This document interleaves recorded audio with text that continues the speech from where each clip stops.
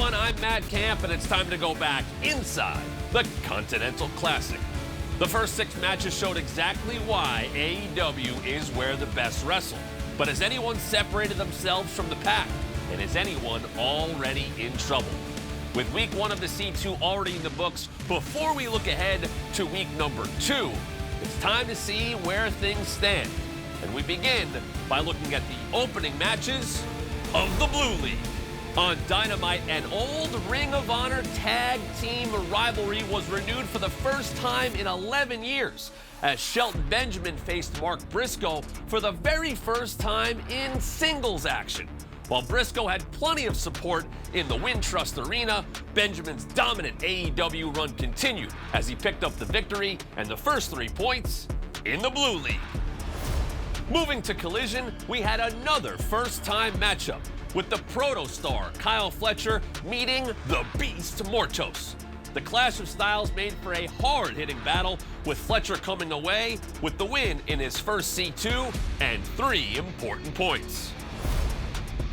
Later, in the Collision main event, the reigning Continental Champion Kazuchika Okada faced the brand new TNT Champion Daniel Garcia in yet another meeting of 2 men who had never faced before. The air of confidence surrounding Okada was apparent, although perhaps he was a little too sure of himself, as Garcia looked at this match as the opportunity of a lifetime.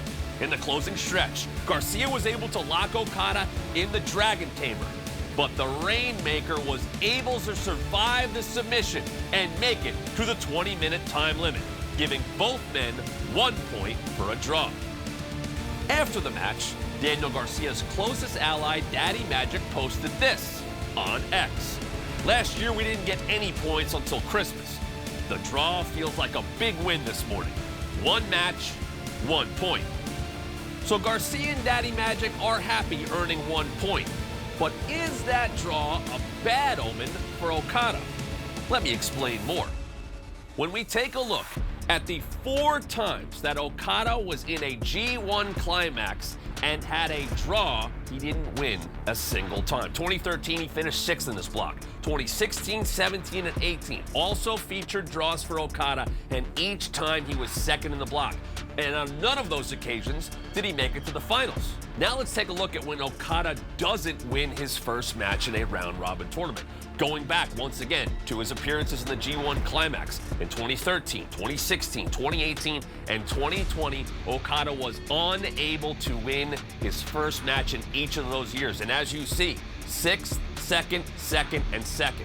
So Okada has never won a round-robin tournament like this if he doesn't win his first match or fights to a draw at any point in the tournament. Will the greatest tournament wrestler of all time bounce back to break such an unfortunate trend? We'll find out in week 2 of the C2. Now let's take a look at the Blue League standings after week 1. With their victories in their opening matches, Kyle Fletcher and Shelton Benjamin sit atop the Blue League standings with 3 points. They are followed up by Daniel Garcia and Kazuchika Okada with 1 point apiece as a result of their draw, and Mark Briscoe and Beast Mortos, losing their first matches, come into the Blue League after week 1 with 0 points.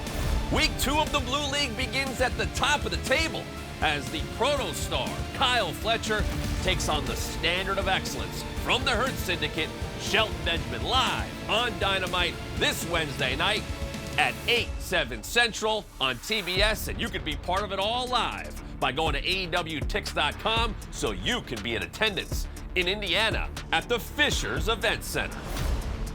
We move to the Gold League and back to last week's Dynamite as 2 men who first fought nearly 2 decades ago would meet for the very first time in All Elite Wrestling.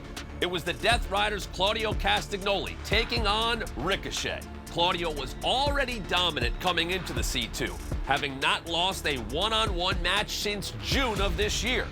While evenly matched throughout, it was Castagnoli's unrelenting aggression that earned him the W. Later on Dynamite, the main event revisited the complicated past between Brody King and Darby Allin.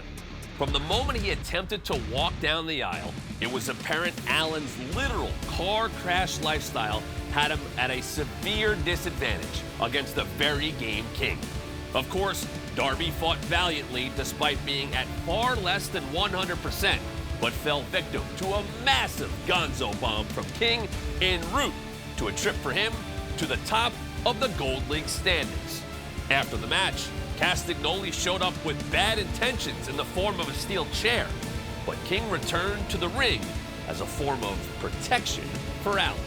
Luckily, we found out that King and Castagnoli won't be apart for much longer, as they will meet this Wednesday on Dynamite, sitting at 3 points apiece in what could be the hardest hitting match of the tournament.